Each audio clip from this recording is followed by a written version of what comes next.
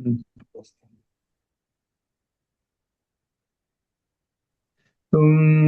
ओम। गुरुब्रह्मा गुरुर्विष्णु गुरुर्देवो महेश्वरः गुरुसाक्षात् परं ब्रह्म तस्मै श्री गुरवे नमः। अज्ञानतिमिरान्धस्य ज्ञानाञ्जनशलाकया चक्षुरुन्मीलितं येन तस्मै श्री गुरवे नमः।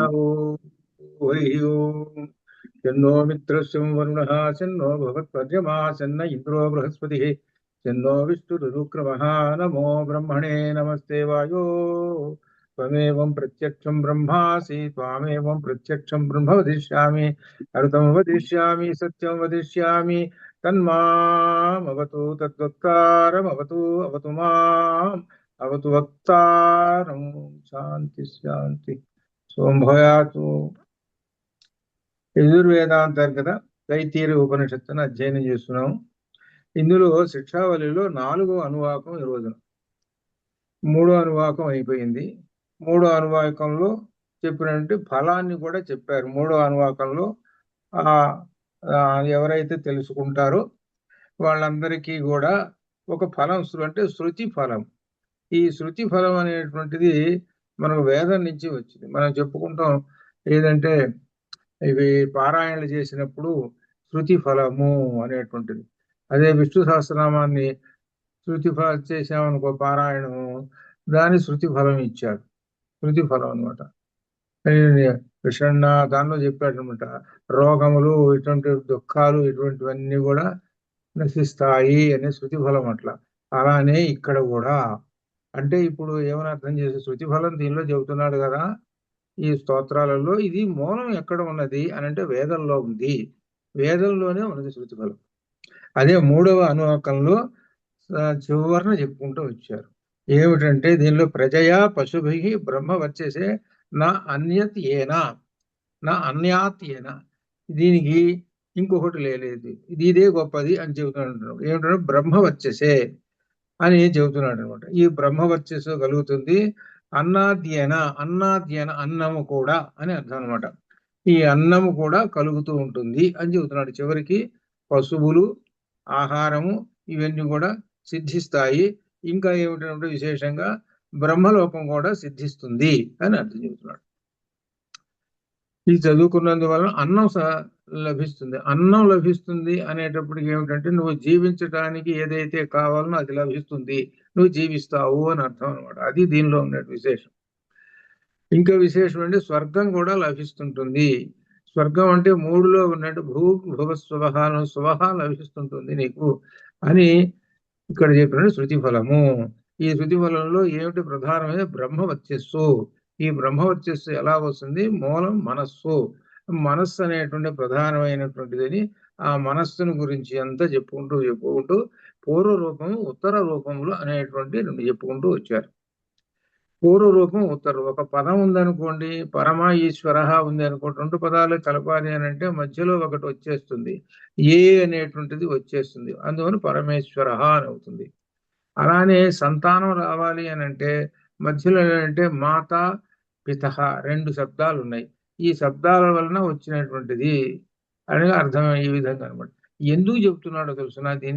దీనిలో అసలు రహస్యం తర్వాత అనువాకంలో వస్తుంది. అది ఇది తర్వాత అనువాకంలో చెబుతున్నట్టే ఓంకారం చెబుతున్నాడు. మరి ముందు పూర్వరూపం ఉత్తర రూపం ఇవన్నీ ఎందుకు చెప్పాడంటే ఇవన్నీ లోకాన్ని అధ్యయనం చేసుకోవడం కోసం. అధిలోకం అని చెప్పాడు. అధ్యయనం అంటే అర్థం చేసుకో అని చెప్పాడు లోకాన్ని. చెప్పిన తర్వాత మనల్ని ఎక్కడ తీసుకుపోతున్నారంటే తర్వాత 4వ అనువాకం ఓంకారంలోకి తీసుకుపోతున్నారు. ఈ ఓంకారం కూడా ఎలా వచ్చిందో చూడండి. కానీ ఇంతకాలం నుంచి ఓంకారం నుంచి కొంతవరకే మనకు తెలుసుకున్నాము. ఇప్పుడు ఒక విశేషమైనటువంటి కూడా ఓంకారం గురించి తెలుసుకుంటాం. ఇది ఈ ఓంకారం దీనిలో ప్రారంభంలో మంత్రం చెబుతున్నాడు. ఏమిటంటే దీనిలో ఛందసాం వృషభ, ఛందసాం వృషభ విశ్వరూప. ఇది మొదటి పంక్తి అనమాట. ఇది ఈ ప్రతి పంక్తికి ఒక గీత ఇస్తాడు అక్కడ. అంతవరకు ఒక వాక్యం అనమాట. యహ ఛందసాం వృషభ విశ్వరూప. యహ ఏది అయితే ఉన్నదో ఛందసాం వేదములకు, ఈ షష్ఠీ విభక్తి ఛందసాం వేదములకు, అంటే ఏంటనమాట, మనం సహజంగా ఛందస్సు అంటాం. ఛందస్సు అని అంటే వాటి పేర్లు అనుష్ఠుప్ ఛందస్సు అని, ఇలా రకరకాల శార్దూల ఛందస్సు అని ఈ విధంగా చెప్పుకుంటూ ఉంటాం. ఏంటనమాట, వీటికి ఏముంటాయి, గణాలు ఉంటాయి. ఈ గణాలు గురువులు లఘువులు ఇట్లా ఉంటాయి. ఇదంతా ఛందస్సు అనేటువంటి విషయం మనకు తెలిసింది. ఇది ఇంకొక అర్థం ఏమిటి, ఛందస్సు అనే దానికి అర్థం వేదము అని అర్థం. ఇక్కడ వేదము అని అర్థం తీసుకోవాలి, గురు లఘువులు కాదు, వేదము అని అర్థం తీసుకోవాలి ఛందస్సు అంటే. యహ ఏదైతే ఛందసాం వేదములకు వృషభ, ఇక్కడ వృషభ అనేటువంటి దాన్ని శ్రేష్ఠత్వము అనే దానిలో తీసుకోవాలి. అంటే ప్రధానము, శ్రేష్ఠత్వం. వృషభం అంటే అర్థం ఏంటంటే శ్రేష్ఠత్వంలోకి రావాలి. ఆ శ్రేష్ఠత్వం ఏమిటో చెబుతున్నారనమాట. ఏమిటంటే విశ్వరూప అనగా సర్వరూపి అయి ఉన్నది. విశ్వం అంటే సమస్తం కదా, ఆ సమస్తమునకు రూపమై ఉన్నది. ఏది అయ్యా ఉన్నది అంటే స్వరూపమై ఉన్నది. ఏది, యహ ఏది చెప్పండి అని అంటున్నారు. యహ ఏది, ఈ ఛందస్సు అంటే వేదములకు విశ్వరూపమైనటువంటిది యహ ఏదైతే ఉన్నదో అది. ఇప్పుడు కనుక్కోండి అంటున్నాడు. ఏదైతే ఉన్నదో అది అంటే ప్రణవము, అది అర్థం. యహ అనేటువంటి దానికి ప్రశ్న వేసుకుంటే సమాధానం ప్రణవము అని వస్తుంది. అనగా వేదములకు ప్రధానమైనటువంటిది ఏమిటి? ఇది బిట్ క్వశ్చన్. మీరు దీనిలో కూడా బిట్ క్వశ్చన్స్ తయారు చేయొచ్చు. వేదములకు ప్రధానమైనటువంటిది ఏమిటి అంటే ప్రణవము, ఓంకారం. ఆ ఓంకారం అనమాట. ఇది ఆ ఓంకారం గురించి చెబుతున్నారు. ఇంకా అమృతాతు ఛందోభ్య, ఆ తర్వాత ఛందోభ్యో, అమృతాత్ ఛందోభ్యో, అక్కడ అకార ప్రశ్లేషం ఉన్నది. ఛందోభ్యో అహ విడదీసుకోవాలి. ఛందోభ్య అధి అమృతాత్, ఛందోభ్య అధి అమృతాత్, అది పదం విడదీయాలి. ఛందోభ్య అనగా ఏంటి, ఛందోభ్య ఛందస్సుల నుండి అనగా వేదముల నుండి. ఇక్కడ ఛందః అనే పదం వేదము అని అర్థము, అది గ్రహించాలి. వేదముల నుండి, ఛందోభ్య వేదముల నుండి. ఇప్పుడు అధి అమృతాత్, అధి అమృతాత్ అనేటువంటి అధి అనేటువంటి విశేషాన్ని, ఈ ఉపసర్గని దేనికి సంధానం చేసుకోవాలంటే క్రియాపదానికి సంబంధం చేసుకోవాలి. ఎక్కడుంది క్రియాపదం? పక్కనే ఉంది. ఏది? అమృతాత్ సంబభూవ, సంబభూవ, బభూవ దానికి సం ఉపసర్గ చేరిస్తే సంబభూవ అని అవుతుంది అనమాట. సంబభూవకి అధి చేర్చుకోవాలి. అప్పుడు అధి సంబభూవ అంటే ఉద్భవించినది, జన్మించినది, పుట్టినది అని అర్థం అనమాట. ఇక్కడ ఏం చెబుతున్నారంటే దీని చివరికి, దీనిలో ఉన్నటువంటిది ఈ ప్రణవము ఛందస్సుల నుండి ఉద్భవించినది. ప్రణవము ఛందస్సుల నుండి ఉద్భవించినది. ఛందస్సులు అంటే ఏమిటి అర్థము? వేదము అర్థం. అది వేదముల నుండి ఉద్భవించినది ప్రణవము అని చెబుతున్నారు. ఇంతవరకు మనం అర్థం చేసుకున్నాం. అయితే ఈ ప్రణవం ఏమిటి అనేటువంటిది ఇంకొకటి, దానికి వెళ్తున్నాం. ఏమిటి? సమేంద్రో మేధయా స్పృణోతు, సమేంద్ర, సమేంద్ర విడదీస్తే స మా ఇంద్ర, ఇది అర్థం. అది విడగొట్టుకోవాలన్నమాట. సహ మా ఇంద్రయ, ఇంద్ర, అది అంటే ఏమిటి? ఇక్కడ సహ ఇంద్ర, ఆ ఇంద్రుడు, ఆ ఇంద్రుడు మా నన్ను మేధయా ప్రజ్ఞతో స్పృణోతు బలపరుచుగాక, అంటే బలపరుచుగాక అని అంటే అర్థం ఏమిటి? స్పృణోతు అంటే బలిష్ఠుడుగా చేయుగాక. ఇక్కడ ఒక విశేషం ఏమిటంటే దీనిలో మేధయ స మా ఇంద్ర, ఇంద్ర దగ్గర చూసుకోవాలి. ఇంద్ర అనేటువంటి పదం మనకు ఎక్కువగా ఏంటంటే ఈ పురాణాలు, రామాయణాలు ఇటువంటి దాంట్లో వస్తుంటే ఇంద్రుడు వస్తాడు. ఆ ఇంద్రుడు కానే కాదు, గుర్తుపెట్టుకోండి. వేదములలో చెప్పేటువంటి ఇంద్రుడు ఎవరంటే పరమేశ్వరుడు లేక పరమాత్మ, అది అర్థం. ఇంద్రశ్చమే అని వరుసగా దీంట్లో నమక చౌకాల్లో వచ్చింది కదా, ఒక అనువాకం వచ్చింది కదా ప్రత్యేకంగా ఇంద్ర అనే పదం మీద, అదనమాట. అన్నిట్లోనూ ఇంద్రుడు ఉన్నాడు, పరమేశ్వరుడు ఉన్నాడు అని దానిలో చెప్పుకుంటూ వచ్చాడు. అక్కడ ఇంద్రహ అంటే పరమేశ్వరుడు, అంటే బ్రహ్మము, ఇవన్నీ అని చెప్పుకోండి. కాబట్టి సహ ఇంద్రహ, ఆ ఇంద్రుడు, ఆ పరమేశ్వరుడు ఇక్కడ స్పృణోతు. ఏమిటి స్పృణోతు? మేధయా, ప్రజ్ఞతో, అది అర్థం. మేధస్సు, మేధయా, మేధస్సు, ప్రజ్ఞతో, స్పృణోతు, బలిష్ఠుణ్ణిగా చేయుగాక, లేక గొప్పవాణ్ణిగా చేయుగాక, నాకు ప్రజ్ఞ ఇచ్చుగాక. ఎవరు? ఆ ఇంద్రుడు అనగా ఆ పరమేశ్వరుడు. ఈ పరమేశ్వరుడు ఎవరు? ఓంకారం. ఇప్పుడు కలపండి. ఎక్కడికి వెళ్ళిపోతారంటే దీనిలో కఠోపనిషత్తులోకి వెళ్ళండి. ఏతద్యేవాక్షరం బ్రహ్మ, అక్కడికి పోతుంది. అంటే బ్రహ్మము అండి. మరి బ్రహ్మవాచకం ఏంటంటే ఓంకారం. ఇక్కడ బ్రహ్మము అంటానికి ఇంద్రహ అని చెప్పారు. ఇంద్రుడికి పేరేమిటి అంటే ఓంకారము. ఎలా ఉంటుంది? ఓంకారం ఎవరిదండి? బ్రహ్మానికి. బ్రహ్మానికి వాచకం చెప్పండి, ఓంకారం. రెండు చూసుకుంటే ఎలా ఉందో అది. కాబట్టి ఇక్కడ ఏం చెబుతున్నాడు? ఆ ఇంద్రుడు, ఆ పరమేశ్వరుడు మేధయ, నా యొక్క ప్రజ్ఞను బలపరుచుగాక, బలిష్ఠుణ్ణి చేయుగాక అని అంటున్నాడు. అంటే ఓంకారము మనల్ని బలిష్ఠుణ్ణి చేస్తుంది ప్రజ్ఞతో. ఎవరైతే ఈ ఓంకారాన్ని ఉపాసన చేస్తున్నారో వాళ్ళందరికీ ప్రజ్ఞతో బలిష్ఠులు అవుతారు అని అర్థం అన్నమాట. ప్రజ్ఞ అనేటువంటిది గొప్ప శబ్దం. ఇది ఈ ప్రజ్ఞ అనేటువంటిది ఏమిటనంటే ఆ అత్యంత అత్యంత శక్తివంతమైనటు జ్ఞానశక్తి కలిగినటువంటిది శబ్దం అనమాట. ఇది అట్లా వస్తుంది అన్నమాట. మనం అంటాం చూడండి, అబ్బో ఆయన యొక్క ప్రజ్ఞ చాలా గొప్పదండి అని అంటాం. ఎన్ని గ్రంథాలు రాశారో, ఎన్ని విషయాలు తెలుసో అని అనుకుంటాం. అంటే ఏమిటనమాట? ఆయనలో ఉన్న ప్రజ్ఞ ఇది. అందరూ ఉన్నారు మనుషులు, పండితులు ఏవో 100 మంది ఉన్నారు, కానీ వాళ్ళందరికీ కానీ అంత ప్రజ్ఞ లేదు. కానీ ఆయన చూసుకుంటే ఎంతటి ప్రజ్ఞ ఉందో. ఆ ప్రజ్ఞ అనేటువంటిది అంతటి విశిష్టమైనటువంటిది అనమాట జ్ఞానశక్తిలోది అని చెబుతూ, కాబట్టి ఈ ఓంకారము ప్రజ్ఞ ఇచ్చుగాక అని చెబుతూ ఇక తర్వాత వాక్యం చెబుతున్నాడు. అమృతస్య దేవధారణో భూయాసం శరీరం మే విచర్షణం. ఇంతవరకు ఒక వాక్యం. అమృతస్య దేవ, దేవ అనేటువంటిది సంబోధన. ఇక్కడ దేవ సంబోధనలో దీర్ఘాలు ఉండవు. రామ అందనుకోండి, అది సంబోధన, ఏ రామ అని అర్థం అనమాట అది. అలానే దేవ అనేటువంటిది ఇక్కడ సంబోధన అనమాట.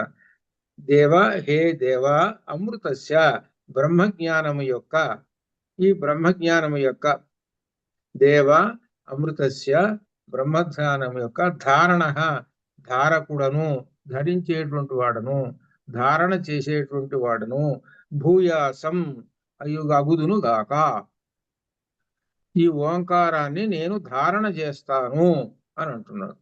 హే దేవా, ఆ దేవుడితో చెబుతున్నాడు, ఏ పరమేశ్వర, నేను ఈ ఓంకారాన్ని ధారణ చేస్తాను అంటున్నాడు. ఓంకారాన్ని ధారణ చేస్తాను కాబట్టి మే శరీరం, ఇక్కడ తర్వాత మే శరీరం, మే నా యొక్క శరీరము విచర్షణం, విచర్షణము అనగా యోగ్యమైనది. యోగ్యమైనది అని అంటే చాలాగా విశిష్టమైనది అవుగాక అని అర్థం అన్నమాట.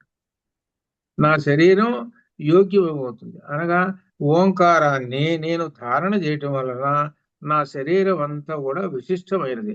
అనగా ఓంకార ధ్యానము వలన శరీరం అంతా కూడా తేజస్సుతో నిండిపోతుంది అని అర్థం. అది ఈ ఓంకార ధ్యానం వలన శరీరంలో ఉన్నటువంటి సమస్తమైన లోపల ఉన్నటువంటివి, మనకు బయట ఉన్నటువంటి కనపడుతున్న ఇంద్రియాలు, లోపల అంతరింద్రియాల దగ్గర నుంచి అన్ని కూడా, నాడుల దగ్గర నుంచి అన్ని 72,000 నాడుల దగ్గర నుంచి అన్ని కూడా కదిలిపోతుంటాయి అనమాట. అప్పుడు ఏమవుతుందనమాట? విశేషమైనటువంటిది ఒక శ్రేష్టత్వం నా శరీరానికి వచ్చుగాక, అది అర్థం. ఇది ఓంకార ఉపాసన వలన చెప్పేటువంటి విశేషాలు చెబుతున్నాడు. ఓంకారమే ఛందస్సు, ఆ ఓంకారమే ఏమిటనమాట? ఇంద్రహ. ఇంద్రహ అంటే పరమేశ్వరుడు. ఆ ఓంకారాన్ని ఎవరైతే ధారణ చేస్తూ ఉంటారో వాళ్ళకి వాళ్ళ యొక్క శరీరము ఏమవుతుంది అనమాట? గొప్ప విశేషము, యోగ్యత కలిగినటువంటిది. అనగా అర్థం ఏమిటి? కాంతివంతముపై ప్రకాశించుగాక, అది అర్థం.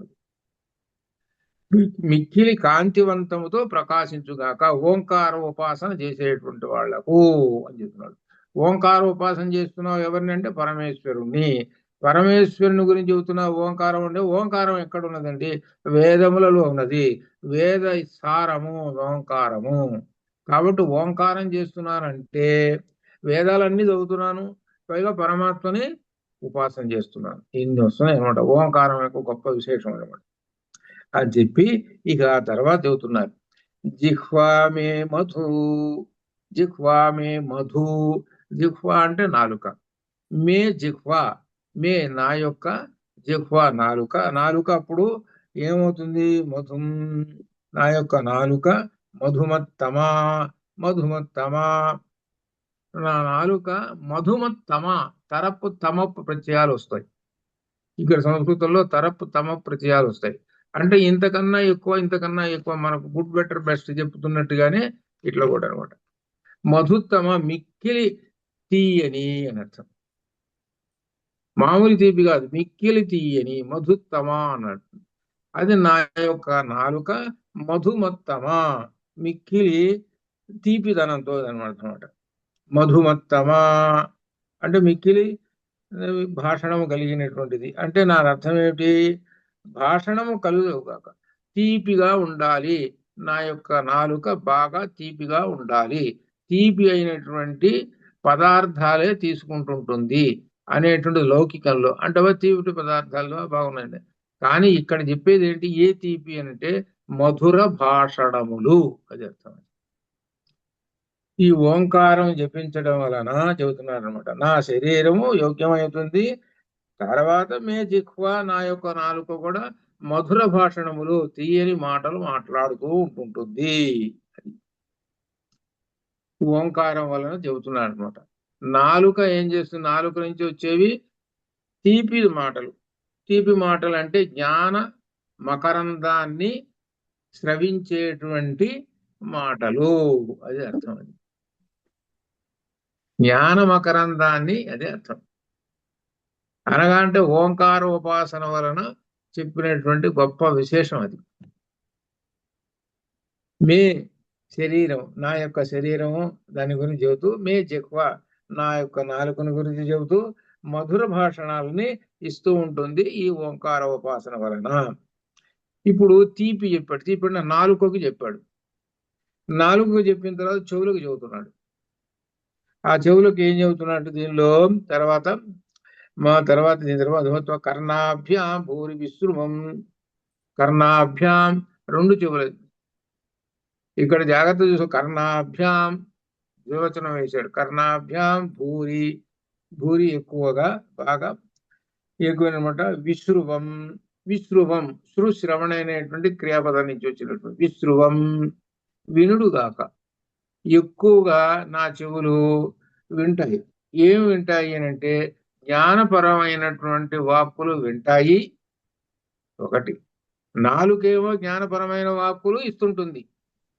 నాలుక చేసే పని ఇది. చెవులు చేసే పని జ్ఞానపరమైన వాక్కులే వింటుంటుంది.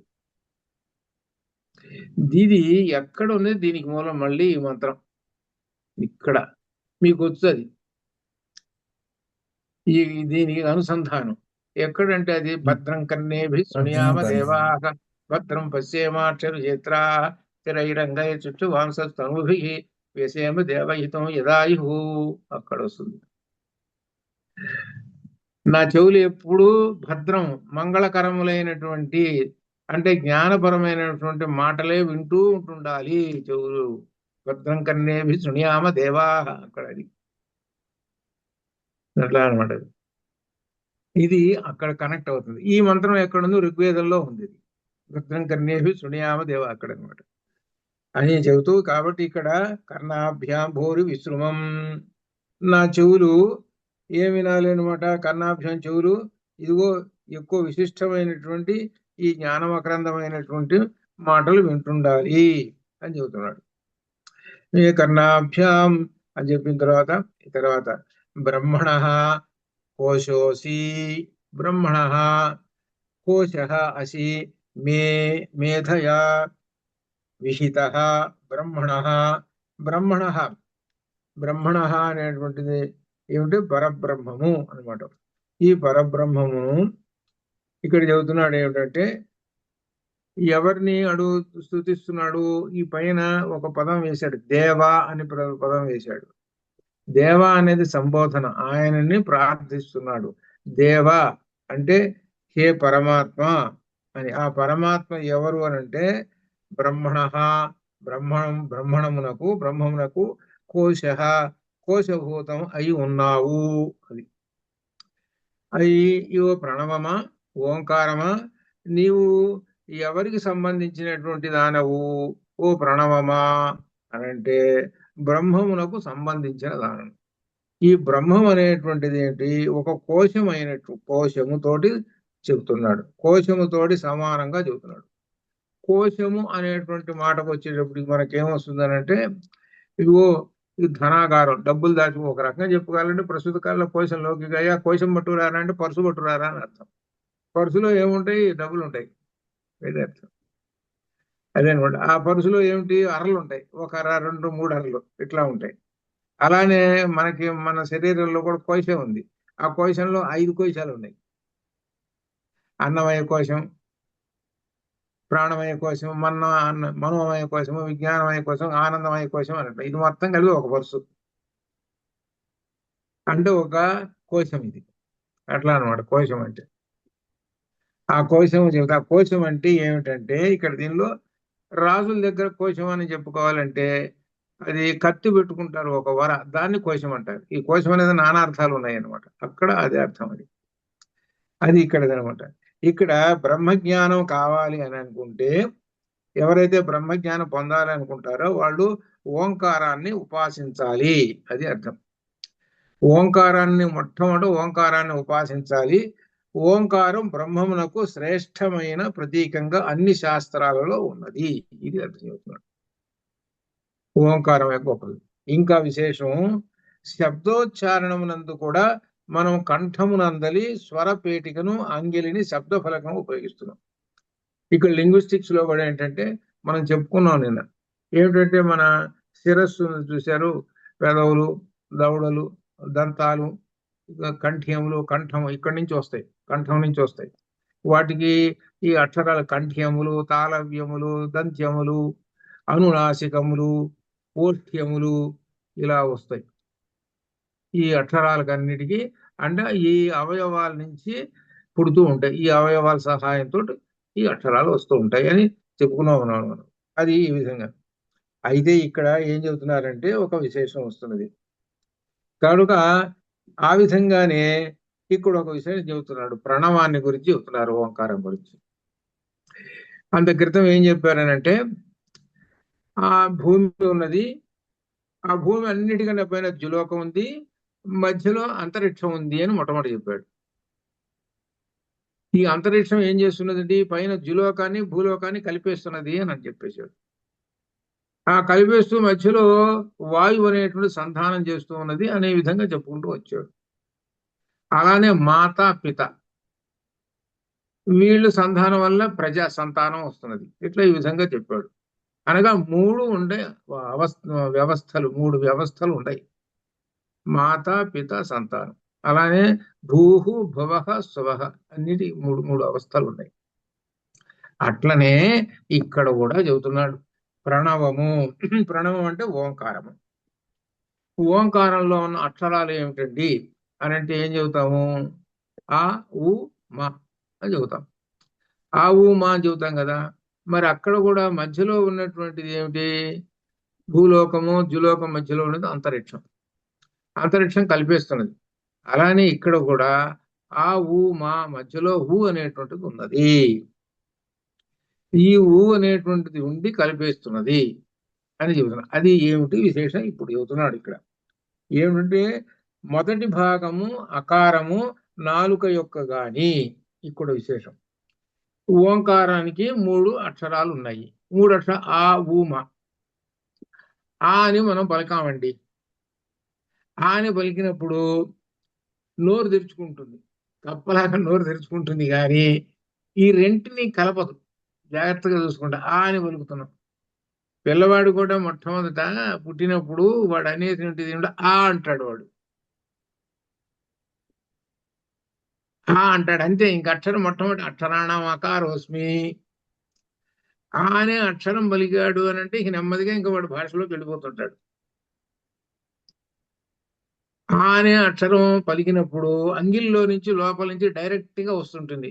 ఏ మాత్రం 2 దవడలు కలుసుకోవు, దంతాలు కలుసుకోవు, ఏమీ కలుసుకోవు. ఆ అనేటువంటిది డైరెక్ట్ గా దేన్ని తాకకుండా, దంతాలను తాకకుండా, నాలుకను తాకకుండా, దవడలను తాకకుండా డైరెక్ట్ గా బయటకు వచ్చేస్తుంది ఆ అనేటువంటిది. ఇది సారా. తర్వాత 3వ అక్షరం మా అని ఉన్నది చూశారు, అట్టుండ దీనికి వ్యతిరేకం. మనం మనం పలిగేటప్పుడు మా అన్నాం అనుకోండి, మొత్తం ఈ దవడలు మొత్తం పెదవులు మూసుకొని పోతాయి. ఆ అంటేనేమో తెరుచుకుంటుంది పూర్తిగా, కంప్లీట్ గా. మా అనేది కంప్లీట్ మూసుకొని పోతుంది, మా అనేటువంటిది. తర్వాత ఆ మధ్యలో ఉన్నది ఆ ఊ, మా. ఊ అనేటువంటిది ఊ. చూడండి, ఆ ఊ అనేటువంటి అక్షరం అనుసంధానం చేస్తున్నది. అనుసంధానం చేయటం వలన అప్పుడు నీ నీ ముఖంలో నుంచి ఓంకారం బయటకు వస్తున్నది. ఈ 3 అక్షరాలు ఎలా పలుకుతున్నామో దీనికి చెప్పటం కోసము అంత క్రితము ద్విలోకము, భూలోకము, మాతాపితరులు ఇట్లా ఈ విధంగా చెప్పుకుంటూ వచ్చాడు కొన్ని ఉదాహరణలు. ఇక్కడ అట్లనే ఇక్కడ చెబుతున్నాడు అనమాట. మొదటి భాగం ఏమిటనమాట? మూడింట్లో అకారము. ఈ అకారము నాలుక ఎక్కువ గాని, అంకెల ఎక్కువ గాని దేన్ని కూడా తాకకుండా అకారం పలుకుతాం. అకారాన్ని పలుకుతాం అనమాట. అట్లా అకారాన్ని పలుకుతాం. కాబట్టి ఓంకారమునకు ఇంకొకటి ఏమిటంటే ఉచ్చారణ బీజం అయి ఉన్నది, మకారము కడపటిది. కాబట్టి ఓంకారానికి బీజం విత్తనం ప్రారంభంలో ఆ అనేది. మరి విత్తనం అక్కడ పెడితే గానీ మొలకెత్తుకొని రాదు. కాబట్టి మొదటి అక్షరం ఏమిటి? ఆ. ఆ అనేటువంటిది బీజం, విత్తనం. అందుకని అక్షరాణం అకారోస్మి అన్నాడు. ఆ అనే అక్షరం బ్రహ్మ పదార్థం, విత్తనం. అది బ్రహ్మానికి విత్తనం. ఆ విత్తనం మొలకెత్తింది, మొలకెత్తి చెట్టు అయింది. ఆ చెట్టు అయింది అని అంటే ఏమిటంటే మిగిలిన ఊ, మా అనే అక్షరాలు. ఇదంతా ఓకార స్వరూపమైనటువంటి ఒక దివ్యమైనటువంటి వృక్షం లాంటిది ఓంకారము, ప్రణవము. అది అర్థం. అందుకని అకారముని గురించి మనకు గీతలో అక్షరాణం అకారోస్మి అన్నాడు. నానార్థాల్లో చూసుకుంటే అకారం అంటే విష్ణువు లేక పరబ్రహ్మము అనే అర్థాలు ఉన్నాయి. ఇక్కడ మనం అనుసంధానం చేస్తున్నారు అనమాట. ఆ భావాన్ని ఇక్కడ అనుసంధానం చేస్తున్నారు. బ్రహ్మం అనేటువంటి దానికి మొట్టమొదటి విత్తనం ఏమిటి? అక్షరం అంటే ఆ. ఆ అనే అక్షరంతో మొత్తం సమస్తమైనటువంటి వాంగ్మయం అంతా కూడా మహావృక్ష వాంగ్మయము బయటకు వచ్చింది ఆ అనేటువంటి అక్షరంతో. మన అన్ని అక్షరాలు ఉన్నాయి, కాకా కాకైటువంటి దగ్గర నుంచి అన్నిట్లోనూ ఆ ఉంటుంది. అంటే అన్నిట్లోనూ ఆ ఉన్నది అంటే అన్నిట్లోనూ బ్రహ్మము వ్యాపించి ఉన్నాడు. కాకగా గది నుంచి అన్నిట్లు కూడా చూస్తుంటే అన్నిట్లోనూ బ్రహ్మం వ్యాపించి ఉన్నాడు అని అర్థం. అందుకనే మనకు ఒక కాగితం ఉంది అనుకోండి, ఏదైనా పుస్తకంలో కాగితం, దానిలో ఏదో రాసి ఉన్నది అనుకోండి, కింద పడంగానే అయ్యో కళ్ళకు అద్దుకున్నారే కింద పడ్డదే చూచగా పెడతాం. ఏంటి ఏదో రామాయణమో, సుందరకాండో, లేకపోతే ఏదో అనే పుస్తకంలో ఉన్నటువంటి. అంటే అర్థం ఏమిటి? బ్రహ్మము అని అర్థం. ఉట్టి కాగితం, చెత్త కాగితం అట్ట పడదు అనుకోండి, తీసి చీపుతో ఊడి చవతలు పారేస్తాం. ఊరుతుంది, ఏం లేదు దానిలో, అవతల పడేస్తాం, దాన్ని పట్టించుకోం. దాని మీద ఎప్పుడైతే ఈ బ్రహ్మానికి సంబంధించి జ్ఞానం సంబంధించిన అక్షరాలు ఉన్నాయో దాన్ని తీసుకొని జాగ్రత్త చేస్తాం. అప్పుడు ఏమిటి ఇక్కడ విశేషం? అది ఎందువలన అంతటి నీకు కలిగింది అని అంటే, ఇదిగో ఈ వాక్కు అనేటువంటిది బ్రహ్మం నుంచి వస్తుంటుంది, అందుకని వాగేవ బ్రహ్మ. కాబట్టి వాక్కుని దుర్వినియోగం చేయరాదు. జాగ్రత్త. నీ నోటిలో నుంచి వచ్చేటువంటి వాక్కులు, నీ నోటిలో నుంచి ఏమొస్తున్నది? మొట్టమొదటి ఓంకారం వస్తున్నది, అంటే పవిత్రమైనటువంటి పరబ్రహ్మం వస్తున్నాడు. అటువంటి పరబ్రహ్మం నీ నోటిలో నుంచి వస్తున్నాడు అంటే ఎప్పుడు కూడా నీ నోటిలో నుంచి రావాల్సిన వాక్కులు ఏమిటి అని అంటే సువాక్కులు, జ్ఞాన వాక్కులు రావాలి. పనికి మాలిన మాటలు కాదు రావటం. అది పనికి మాలిన మాటలు ఇవన్నీ అయ్యి మనం చెప్పే పని లేదు. కొంతమంది ఏంటంటే ఇంగ్లీష్లో తిడితే అప్పుడు ఒప్పుకుంటాడు వాడు, తెలుగులో తిట్టాడు అనుకోండి గందరగోళం చేసి పారేస్తాడు. అర్థం కాల. స్టూపిడ్ ఫెలో అన్నాడు అనుకో, అబ్బా భలే తిట్టాడండి, ఇంగ్లీష్లో బాగుందండి. ఫూలిష్ ఫెలో బాగా ఉందండి అనుకొని కష్టపెట్టి దుబ్బుకొని పోతాడు, బాగుందండి. You are foolish fellow, you are stupid fellow అనేటప్పటికి వీడేమి ప్రతిచర్య తీసుకోడు, కోపం తీసుకొని వాడి మీద ఎగపట్టడం ఇవన్నీ చేయడు ఇంగ్లీష్లో తిట్టేటప్పటికి. అదే కానీ దీనిలో వేరే పదాలు ఉన్నాయి, అవి కానీ తిట్టాడు ఇంకో ఉంటుందండి, ఏమన్నా ఉంటుంది. అది చూడండి, అంటే నోటిలో నుంచి ఏం మాటలు రావాలిరా అని అంటే జ్ఞానపరమైన వాక్కులు రావాల్సిందే పోయి ఏం వాక్కులు వస్తున్నాయి తిడుతున్నాడు. ఎదుటివాడిని తిడుతున్నాడు అని అంటే అర్థం ఏంటి? ఎదుటివాడిలో పరబ్రహ్మాన్ని దర్శించుకున్నావురా నువ్వు? అసలు ప్రతివాడిలోనే నమస్కారం చేస్తున్నావు పరబ్రహ్మ. పిల్లవాడిలోనూ పరబ్రహ్మ ఉన్నాడు, నీలోనూ పరబ్రహ్మ ఉన్నాడు. ఏంటి మరి ఇది? కాబట్టి అతి పవిత్రమైనటువంటి ఈ ముఖ యంత్రం ఉన్నది, అందులో నుంచి పరబ్రహ్మ వాక్కు వస్తున్నది. ఎప్పుడు వచ్చినా కానీ జ్ఞానవాక్కులు రావాలి నీకు. ఇటువంటి వాక్కులు వస్తున్నాయి ఏమిట్రా అని. ఇదే మనం చదువుకున్నందువలన, వేదం చదువుకున్నందువలన తెలుసుకోదగినటువంటి ప్రధానమైనటువంటిది. ఇట్లా ఈ విధంగా ఆ ఊ మా చెబుతున్నారనమాట. చెబుతూ మకారము చివరిది అనమాట, మూడోది అనమాట. ఈ మకారం తోటి పెదవులు మూసేస్తాం. ఆ పెదవులు మూసేసాము. ఇక ఉకారం అనేటువంటి మధ్యలో ఉన్నది. ఈ ఉకారం అనే నోటి యందలి శబ్ద ఉచ్చారణ ఫలకం యొక్క మూల భాగం నుండి అంత్య భాగం వరకు దొరుకుతుంది. ఊ అనేటువంటిది ఏం చేస్తుందో కలిపేసి ఆ మాని రెండింటిని కలిపేసేసి ఆ మా రెండింటిని కలిపేసేసి ఏం చేస్తున్నాడు? ఊ కలిపేసేస్తున్నది. ఆ కలిపేసేసి ఒక శబ్దాన్ని బట్టి తీసుకొస్తున్నది. ఇప్పుడు దీన్ని సగుణోపాసనలో చెబుతున్నాను చూడండి. ఆ అంటే అర్థం విష్ణువు. విష్ణువు అని అంటే అర్థమే పరబ్రహ్మమే లెక్క. పోనీ విష్ణువు అనే అది అర్థంలో తీసుకుందాం. మా అంటే లక్ష్మీదేవి, మకారం. విష్ణువు లక్ష్మి. లక్ష్మీదేవి ఎప్పుడు చూసినా గాని విష్ణువుని అంటి పెట్టుకొని ఉండును.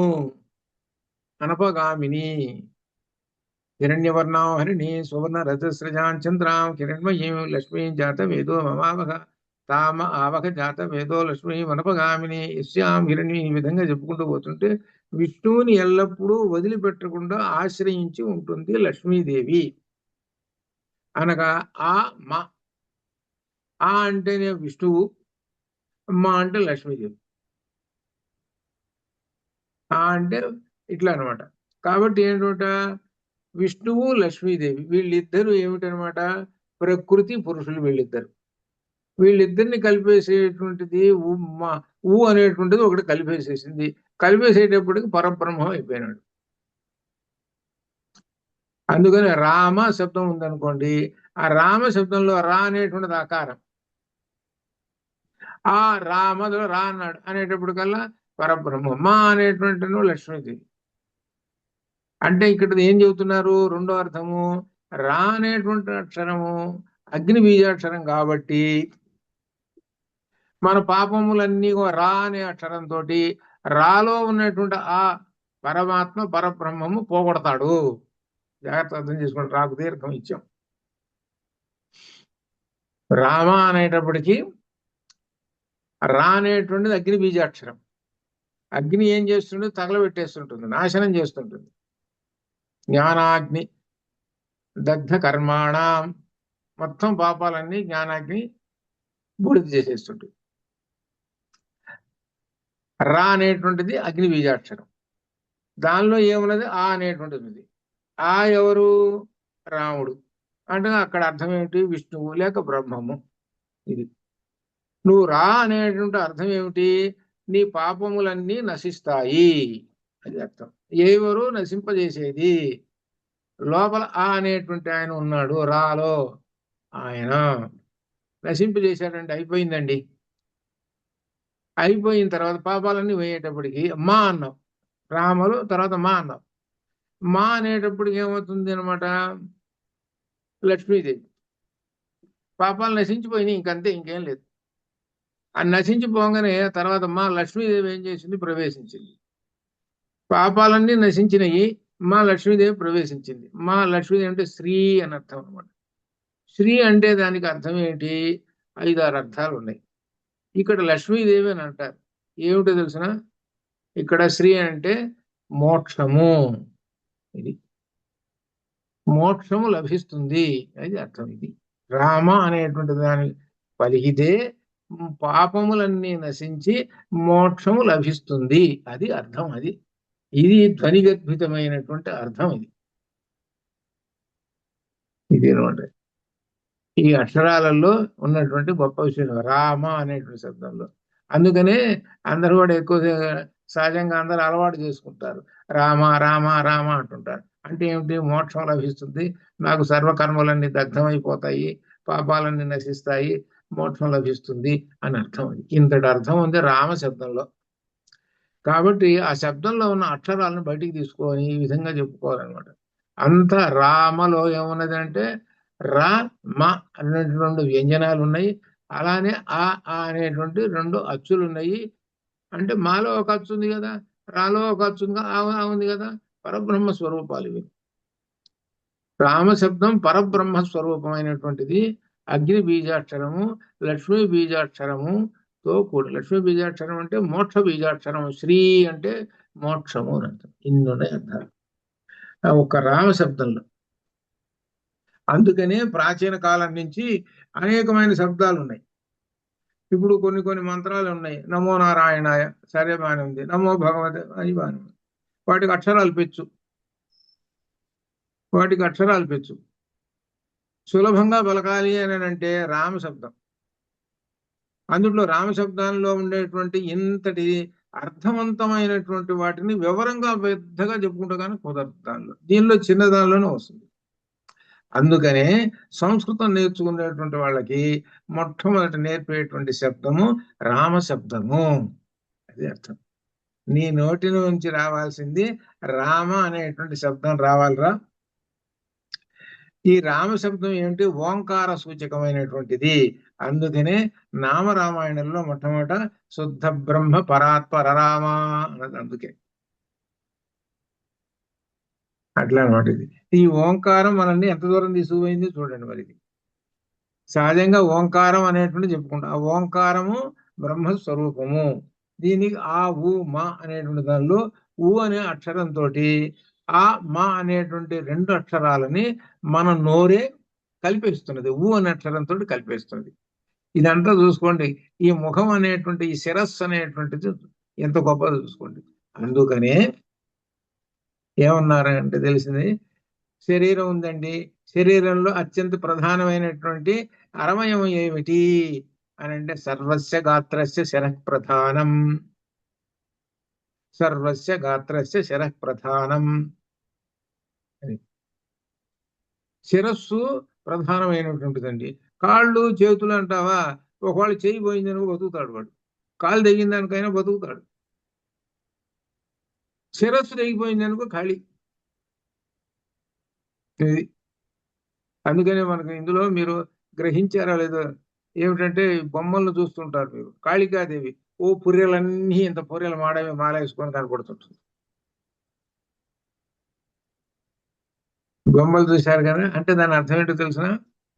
ఈ ఉపాసన చేసేటువంటి వాళ్ళు ఏం చేస్తారనంటే, ఉపాసన చేసేటువంటి వాళ్ళు తలకాయ నరుక్కుంటారు. వాళ్ళు ఆ నరుక్కున్న తలకాయను చూశారు అట్లా. ఇక్కడ దీనిలో 2 అర్థాలు ఉన్నాయి. కొంతమంది ఏం చెబుతారంటే దీనిలో తలకాయ నరుక్కుండేటువంటిది ఏంటంటే తలకాయ నరుక్కుంటుంది కాళికాదేవి అని అంటారు. నరుక్కోగానే లోపల ఉన్నటువంటి అమృతం వర్షంలాగా వచ్చి వీడి మీద పడుతుంది. అప్పుడు వీడు అమృతత్వాన్ని పొందుతాడు. అప్పుడు ఆమె తలకాయ దిగిపోయింది కదా, మళ్ళీ తలకాయ పుడుతుంటుంది ఆమెకి. అటువంటి తలకాయలన్నీ మెళ్ళ వేసుకున్నది. ఒక 50 తలకాయలు వేసుకున్నది అనుకో 50 మంది మోక్షాన్ని పొందారనేది కాళికాదేవి. అది అది అసలు అర్థం. అట్లా అనమాట. అట్లానే దీని యొక్క మూలం ఎక్కడికి తీసుకుపోతుందో తెలుసునా? రావణాసురుడి దగ్గర తీసుకుపోతుంది. రావణాసురుడు ఏం చేశాడంటే ఒక్కొక్క తలకాయ నరుక్కొని ఆ యజ్ఞంలో పడేశాడు. 10 తలకాయలు నరుక్కొని పడేసేటప్పుడు అప్పుడు శివుడు వచ్చాడు. ఒరే చాలు రాను అన్నాడు. అక్కడి నుంచి దశకంఠుడు వీడికి విపరీతమైనటువంటి అమోఘమైనటువంటి శక్తి సంపదలు వచ్చాయి. ఇదేంటి దేనికి సంబంధించినవి అంటే ఇవన్నీ కూడా ఆ దేనికైనా వామాచారానికి వీటికి సంబంధించి రకరకాలు ఇవి. ఇక్కడ విశేషం ఏంటంటే శిరస్సు అని చెప్పడానికి. సర్వస్య గాత్రస్య శిరః ప్రధానం.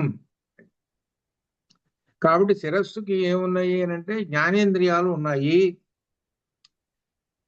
శిరస్సుకి జ్ఞానేంద్రియాలు ఉన్నాయి. కళ్ళు, చెవులు, నాలుక, నాసిక ఉన్నాయి. ఇవే నిన్ను దారిలోకి తీసుకుపోతున్న మార్గాన్ని నడుపుతుంటుంటాయి. నువ్వు ఏ మార్గంలో వెళతావో అవన్నీ కూడా ఇవే డ్రైవింగ్ చేస్తుంటాయి. కాబట్టి ఇవన్నీ స్టీరింగ్లు. జాగ్రత్త. ఈ స్టీరింగ్లు పట్టుకోవటంలో ఉన్నది. పట్టుకునేటువంటి వాడు ఎవడు అంటే మనస్సు అనే డ్రైవర్ ఒకడున్నాడు వాడు అనమాట వీటన్నిటికీ. అందుకని మొట్టమొదటి మనకు మనహ తోటి వచ్చింది అనమాట.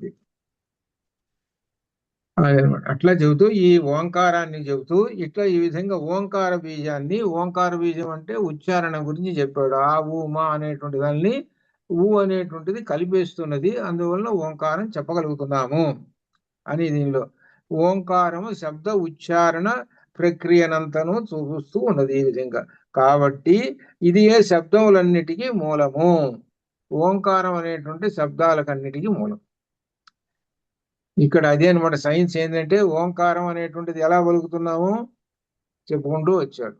ఈ ఓంకారం అనేటువంటి సమస్తమైన వాక్కులకు మూలమైనటువంటిది ఓంకారంలోనే ఉన్నాయన్నీ. కాబట్టి ఆ పరమాత్మను గురించినటువంటి సాకార ఒకటి, నిరాకార భావములన్నీ ఓంకారము మూలముననే అన్వయింపబడుతూ ఉన్నవి. సాకార రూపంలో స్వామి దేవుడు ఉన్నాడు, ఎదురుగా వెంకటేశ్వర స్వామి ఉన్నాడు. అప్పుడు ఏం చెప్పాలి? ఓం వెంకటేశ్వరాయ నమః, అలాగే ఓం నమో నారాయణాయ. ఒక రూపం ఉన్నది. ఆ రూపానికి కూడా ఉపాసించాలి అంటే రూపాన్ని ఓంకారం దానికి చేర్చి ఉపాసించాలి. మంత్రం చెబుతున్నాం అనుకోండి, మొట్టమొదట ఆ మంత్రానికి ఏంటి? ఓం చెప్పాలి. ఓం చెప్పి చెప్పాలి అనమాట మంత్రానికి. ఓం నమో నారాయణాయ, ఓం నమ శివాయ, ఓం నమో భగవతే వాసుదేవాయ ద్వాదశాక్షరి, ఓం నమో ఓ వాయునందనాయ. ఇది ఈ విధంగా చెబుతుంది. అప్పుడు ఓము లేకుండా చెబితే అది వ్యర్థమైపోతుంది. అది అర్థం. ఓంకారం యొక్క గొప్ప విశేషం అని చెబుతున్నాడు. సాకార నిరాకారములకు ఈ ఓంకారము మూలము అని ఈ విధంగా చెబుతూ వేదములందరి వివిధ మతాశయములన్నింటికి ఓంకారమే పట్టుగొమ్మ. వేదములు వేదాలను గురించి వివిధ మత ఆశయములన్నిటి అంటే ఇప్పుడు 3 మతాలు అద్వైతం, విశిష్టాద్వైతము ఇట్లా వచ్చినాయి కదా. వీటన్నిటికీ చెబుతున్నారంటే ఈ మతాలు వేదాల నుంచి చెప్పుకుంటూ ఆధారం చేసుకొని చెబుతున్నారు. ద్వైత మతం చెప్పామండి మధ్వాచార్యులు గారు, నువ్వు చెప్పడానికి ఆధారం ఏమిటి? నాకు ఇలా కనపడ్డదండి వేదంలో, కాబట్టి ద్వైతం అని చెబుతున్నానండి అని అంటాడు. అంటే ఏమిటనమాట? ఓంకారంలో నీకు అట్ట కనపడదు, అది అర్థం. ఓంకారంలో నీకు అలా కనపడ్డది కాబట్టి ద్వైతము అని చెబుతున్నాం. జీవాత్మ వేరు పరమాత్మ వేరు అని చెబుతున్నాం. విశిష్టాద్వైతంలో కూడా అలానే చెబుతున్నాం. ఇవన్నీ చెప్పటానికి మూలం ఏమిటి? నీకు ఒక ఆధారం ఏమిటి అంటే వేదము. వేదం అంటే ఏమిటి? ఓంకారము. ఓంకారము వేదం అన్నమాట. కాబట్టి ఓంకారమును ఇక్కడ జపించటము, ఓంకారం యొక్క అర్థమును తెలుసుకోవాలి అని చెబుతున్నారు. అది కాబట్టి ఓంకారం యొక్క విశేషం అంతా తెలుసుకోండి. కాబట్టి ఓంకారం గురించి ఉపనిషత్తులలో ఎక్కడ ఏ ఉపనిషత్తుల్లో ఏ విధంగా చెప్పాడు. మనకు ఓంకారం గురించి ఇక్కడ వివరంగా ఇక్కడ చెప్పాడు కదా. కఠోపనిషత్తులో ఏం చెప్పారు అని అంటే ఒక బ్రహ్మం ఉన్నారండి అన్నారు. బ్రహ్మము పరమాత్మని బ్రహ్మము. ఆ బ్రహ్మాన్ని ఏమంటారు అంటే ఓంకారము అంటాం అన్నారు. ఏతద్ధి ఏవాక్షరం బ్రహ్మ అని చెప్పుకుంటూ ఓంకారం అన్నారు. దానిలో ఏమిటి బ్రహ్మము వాచకము ఓంకారము. ఆ ఓంకారమే పరబ్రహ్మ స్వరూపము అని చెప్పుకుంటూ పోయినాడు. దానిలో ఇక్కడ ఏం చెబుతున్నారు, దాన్ని వివరిస్తున్నాడు. ఇక్కడ ఉపనిషత్తులు ఏం చెబుతున్నాయి చూసుకోండి ఓంకారం గురించి. అట్లా ఓంకారం గురించి ఈ ఉపనిషత్తుల్లో 10 ఉపనిషత్తుల్లో ఎవరెవరు ఏమేం చెప్పారు, ఎట్లెట్లా వివరణ చేశారు ఏమిటి ఓంకారం గురించి ఒక్కొక్క ఉపనిషత్తు ఏ విధంగా చెబుతున్నది.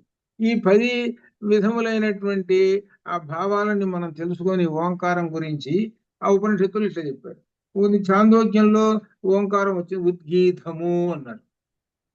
మనకి ఇక్కడేమో ప్రణవము అన్నారు. మనకి ఇక్కడ ప్రణవము అన్నారు. ఇక్కడ అక్కడ ఉద్గీతం అని అంటే ఇక్కడ ప్రణవము అని అన్నారు. ఇట్లా మనకి ఈ విధంగా రకరకములైనటువంటి దీనిలో చెప్పుకుంటూ వస్తున్నారు అన్నమాట. ఇది అలానే ఇక్కడ బృహదారణ్యకోపనిషత్తులు ఇట్లా అనమాట. అందువలన ఓంకారం గురించి ఎవరెవరు ఏ ఏ దీనిలో ఏ విధంగా చెప్పారు అనేటువంటి అధ్యయనం కూడా చేసుకుంటూ కొత్త విశేషాలు తెలుస్తాయి. దీనిలో మాత్రం ఈ తైత్తీర్యంలో మాత్రం ఓంకారాన్ని విభజించి ఈ ఓంకారం అనేటువంటిది పలకటం మధ్యలో ఊ అనేటువంటిది ఉన్నది, అది కలిపేస్తున్నది అని ఈ విధంగా చెబుతున్నారు. దీనికి ఇలా మూడు విశేషాలతోటి చెప్పుకుంటూ వచ్చారు. అంటే ద్యులోకము భూలోకం అట్లా చెప్పారు. ఆ తర్వాత మాతాపితరులు ఇట్లా చెప్పుకుంటూ వచ్చారు. అది చెప్పుకొని చివరికి మనకి ఇక్కడ దీనిలో ఓంకారానికి ఆ ఊమాలం గురించి చెప్పుకుంటూ వచ్చారు. ఇదంతా బ్రహ్మణ కోశోపి కోశోసి కోశోసి మేధయా విహిత శృతం మే గోపాయ శృతం మే గోపాయ శృతం మే గోపాయ గోపాయ. ఇక్కడ విశేషం ఏంటంటే దీనిలో గోపాయ అనే దానికి ఒక విశేషమైనటువంటిది కూడా ఉన్నది. మా గురువు గారు చెప్పిన సందర్భంలో కూడా వివరిస్తానికి అది చమత్కారంగా ఉంటుంది. ఇక్కడ ఏమిటంటే దీనిలో విశేషం దేవ ఇక్కడ తతః తర్వాత ఆత్మానః మమ నాకు వాసాంసి వస్త్రములు ఇవన్నీ వస్తున్నాయి. కాబట్టి ఇక్కడ బ్రహ్మణ కోసేసి విహిత శృతం మే గోపాయ గోపాయ అంటే శృతం అని అంటే వినటం. ఈ వినటం అనేటువంటి దీనిలో చెబుతున్నారు. ఇక్కడ దీనిలో మేధాయునకు ఇక్కడ విహిత విహిత కప్పబడి ఉన్నావు. మేధయ లౌకిక జ్ఞానముచే కప్పబడి ఉన్నావు. అక్కడ అర్థం ఏమిటి, లౌకికము అలౌకికము అనేటువంటి రెండు ఉన్నాయి. ఇక్కడ జాగ్రత్తగా గుర్తుపెట్టుకో, లౌకికము అలౌకికము. లౌకికం అని అంటే ఇక్కడ సామాన్యమైనటువంటి ఈ లోకం, ఇది అర్థం. అలౌకికం అని అంటే దానికి వ్యతిరేకం. అంటే అర్థం ఏమిటి, జ్ఞాన సంబంధమైనటువంటిది. లౌకిక జ్ఞానం వేరు, అలౌకిక జ్ఞానం వేరు. లౌకిక జ్ఞానం అంటే జనరల్ నాలెడ్జ్, అలా చెప్పుకుంటే మాకు సులభంగా అర్థమవుతుంది. అది లౌకిక జ్ఞానం అంటే అది. వాడికి లౌకిక జ్ఞానం బాగా తెలుసు. అటువంటి వాడు ఎలా ఎవరితోటి ఎట్లా మాట్లాడాలి, ఎలా బిహేవియర్ చేయాలి, ఇటువంటివన్నీ లౌకిక జ్ఞానం. అలౌకిక జ్ఞానం అనేటువంటిది ఏంటంటే పరమాత్మను గురించి చెప్పేటువంటి జ్ఞానము, ఇది అర్థం. ఆ జ్ఞానికి దీనికి తేడా, లౌకిక జ్ఞానానికి అలౌకిక జ్ఞానానికి అది. ఇక్కడ ఆ విషయమే చెబుతున్నాడు. బ్రహ్మణ బ్రహ్మమునకు ఈ కోశం ఉన్నది. ఏమిటనమాట, ఈ ఓంకారం అనే కోశము. ఇది మేధయా లౌకిక జ్ఞానముచే హిత కప్పబడి ఉన్నావు అనగా బ్రహ్మము లోపల ఉన్నాడు. మనకి ఓంకారం ఉన్నాడు, మనలో ఉన్నాడు బ్రహ్మం. కానీ నాలో బ్రహ్మం ఉన్నాడని వీడు గ్రహించలేకపోతున్నాడు. ఎందుకు గ్రహించలేకపోతున్నాడు, లౌకిక జగత్తులో తిరిగిపోతున్నాడు. పొద్దున్న లేచి సాయంకాలం దాకా ఏం చేస్తున్నాడు, వీడు లౌకిక జగత్తులో తిరుగుతున్నాడు. అంటే ఏమిటి, లౌకిక జగత్తులో నిండిపోయినాడు. జాగ్రత్త అవస్థలో ఈ ఉన్నటువంటి ఈ 5 ఇంద్రియాలని లౌకిక జగత్తులో ఉపయోగించుకుంటూ సినిమా కనబడేది సినిమా పరిగెత్తున్నాడు, హోటల్ పరిగెత్తే హోటల్ పరిగెత్తున్నాడు, ఎవడున్న ఫ్రెండ్ కనబడితే ఫ్రెండ్ తోటి ముచ్చట్లు వేస్తున్నాడు. ఎవడన్నా ఫ్రెండ్ టీ తాగుతున్నాడు అనుకో బజార్లో, వాడి టీ దగ్గర పరిగెత్తాడు. ఒరే బాగున్నావు అని అంటే నాకు కూడా టీ చెప్పరా, ఇట్లా అనమాట. ఈ విధంగా ఏమిటనమాట, ఈ లౌకిక జగత్తులో ఇలా తిరుగుతున్నాడే వాడు మాత్రము తనలో ఉన్న ప్రణవాన్ని గ్రహించలేకపోతున్నాడు. అది అర్థం. అనగా తనలో ఉన్న ప్రణవం అంటే బ్రహ్మము, అది అర్థం. ఎందుకు గ్రహించలేకపోతున్నాడు అంటే, ఇదిగో ఆ ప్రణవం లోపల ఉండే ప్రణవము ఇదిగో కప్పబడి ఉన్నది. దేంతోటి కప్పబడి ఉన్నది? ఈ లోక జ్ఞానం. ఈ లోకంలో తిరుగుతున్నాడు ఉదయం లేచి సాయంకాలం దాకా, ఇంక ఇదే పనిపడి. వాడిని కూర్చోబెట్టి అరే ఓంకారం కాసేపు ఒక 5 నిమిషాలు చేసుకోరా రోజు కాసేపు అంటే, ఎందుకు ఏమైనా లాభం ఏమైనా వస్తాయా, నాకేమైనా జీతం పెరుగుతుందా, నాకేమైనా డబ్బులు వస్తాయా, వస్తే చెప్పు కాసేపు చేస్తా అంటే ఏంటి? వాడు లౌకిక జ్ఞానంతో నిండిపోయి ఉన్నాడు వాడు. అంటే ఏంటి? పొద్దున్నే సాయంకాలం దాకా ఏంటి వాడు పనిచేసేటువంటి పని? డబ్బులు, వ్యాపారము, రకరకములైనటువంటి ఇది. ఈ రెండోది లేదు వీడు.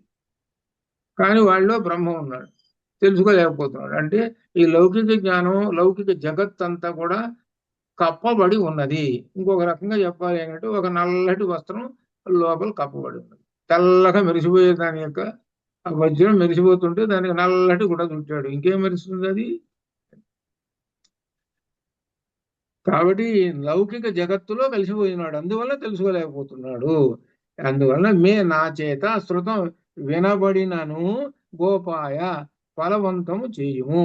కాబట్టి అలా ఉన్నది. కానీ నాకు వినబడుతూ ఉన్నది అంటే దీనికి వ్యతిరేకమైనటువంటి వాడికి శృతం వినబడిన విద్యను, వినబడిన దానిను, వినబడిన విద్యను.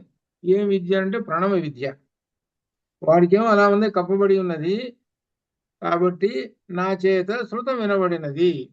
కప్పబడి ఉన్నటువంటి వాడికి ఆ ప్రణవం గురించి తెలుసుకోవాలని కోరిక కలిగినప్పుడు, ఇప్పుడు ఇప్పుడు ఆ కోరిక కలిగినప్పుడు వింటాడు ఆ ప్రణవాన్ని.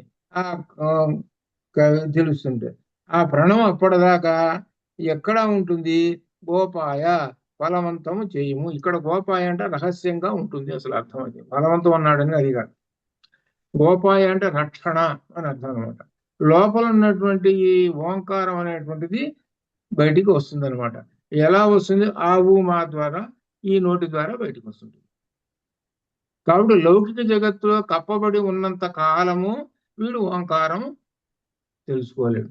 ఎప్పుడైతే లౌకిక జగత్తు నుంచి అలౌకిక జగత్తుకు వస్తాడో, అంటే జ్ఞానానికి వస్తాడో, అప్పుడు ఈ ఓంకారం బయటికి వస్తుంటుంది. ఇది అర్థం. కాబట్టి మనము పొద్దున్న లేచిన దగ్గర సాయంకాలం దాకా లౌకిక జగత్తులో తిరుగుతుంటుంటాం. తిరగాలి, లౌకిక జగత్తులో తిరగాలి, మాట్లాడుతుండాలి, అన్ని చేస్తూ ఉంటుండాలి. ఇన్ని చేస్తున్నా కానీ కొంత సమయాన్ని అలౌకిక జగత్తులోకి వెళ్ళిపోవాలి. అనగా అర్థం ఏమిటి? బాహ్య ఇంద్రియాలతో పనిచేసాం, ఇప్పుడు ఇంద్రియాలని లోపలికి తిప్పుకో, ఇది అర్థం. కాబట్టి ప్రణవాన్ని ఉపాసించి తీరుము, ఉపాసించాలి, అది చెబుతున్నాడు. ప్రణవాన్ని ఉపాసించాలి. ప్రణవం గురించి తెలియటం లేదయ్యా నాకు అని అంటే అర్థం ఏమిటనమాట? లౌకిక జగత్తులో నిండిపోయి ఉన్నావు, కాబట్టి అలౌకిక జగత్తులైనటువంటి బ్రహ్మజ్ఞానంలోకి రమ్ము అని చెబుతున్నాడు. అని చెబుతూ ఇక ఆ తర్వాత అవహం తే ఇక్కడి నుంచి ఒక విశేషం చెప్పుకుంటూ వస్తున్నాడు అనమాట. అంతవరకు చెప్పిన తర్వాత కోశము ఇవన్నీ చెప్పిన తర్వాత, ఆ తర్వాత ఆత్మన నాకు వాసాంసి వస్త్రములు ఇవన్నీ వస్తాయి. ఈ విధంగా ఏంటి? ప్రణవాన్ని ఉపాసించితే, అది అర్థం. ప్రణవాన్ని ఉపాసించితే వచ్చేటువంటి కూడా తర్వాత మనకు వరుసగా చెప్పుకుంటూ వస్తున్నాడు. ఏది? మనకి ప్రణవం వల్ల గొప్ప విశేషము. కాబట్టి ప్రణవాన్ని ఉపాసించండి అని చెబుతున్నాడు. ఇంకా సాగుతుంది రేపు కూడా. ఈ 4వ అనువాకం రేపు పూర్తవుతుంది. ఇది ఒక విశేషమైనది అట్లా అనమాట. గొప్ప విశేషం రేపు రాబోతున్నది. స్వాహ శబ్దంతో రేపు వస్తుంది అనమాట. అంతవరకు శుభం భయాత్. ఓం పూర్ణమద పూర్ణమిదం పూర్ణాత్ పూర్ణముదచ్యతే పూర్ణస్య పూర్ణమాదాయ పూర్ణమేవావశిష్యతే. అసతో మా సద్గమయ తమసో మా జ్యోతిర్గమయ మృత్యోర్మామృతంగమయ. ఓం శాంతి శాంతి. శుభం భూయాత్.